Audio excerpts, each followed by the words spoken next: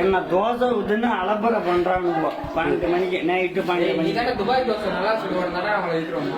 இங்க பாருங்க துபாய் தோசையான இது பிச்சைக்காரன் நல்லா. இங்க பாருங்க எப்படா இந்த சாக்கோ பையனா தோசை திருப்பி நம்ம ரகெட் பாய் அப்படியே திருப்புமா.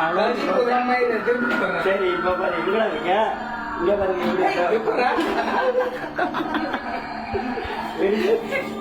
இந்த தோசைகள்ல எண்ணெய்க்கு மேல தண்ணி ஊற்றணும். எப்படா பழைய தோசை அப்படிதான் இருக்கும். பழைய வரும்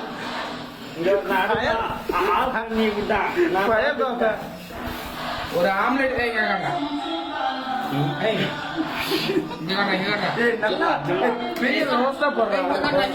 ரோஸ்ட் போட்டா எனக்கு இதான் 3 ஆம்லெட் போட்டாங்க போட்டான். ஆனா உப்பு போட என்ன சொன்னான், அதான் உப்பு போடல. உப்பு எடுத்துட்டு வந்து நீ வாயில கொஞ்சம் போட்டுக்கிட்டு அப்புறமேட்டு சாப்பிடுறேன்னு சொல்றாங்க. ரகேட் பாய் தாங்க உப்பு போடுவான். சாக்கோ பாய் தான் உப்பு போட்டு சாப்பிடுவான். ரகேட் பாய் அப்படி இல்ல, உப்பு இல்லாம சாப்பிடுவான். அதான் ரகேட் பாய். இவன் கிடைக்கிறவன் சாக்கோ பாய். அடுத்த வருஷத்துல இருந்து ஒரு புள்ள உன்னை ரகட் மாமான்னு கூப்பிட போகுது. அது எந்த கிடையாதுன்னு நம்மளுக்கு தெரியல.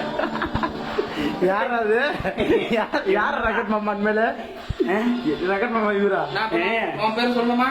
ரகட் மெசேஜ் பண்ணிச்சா பேர் சொல்லுமா? இல்ல இவன் சாக்கோ மாமா. அப்படின்னா போதும்.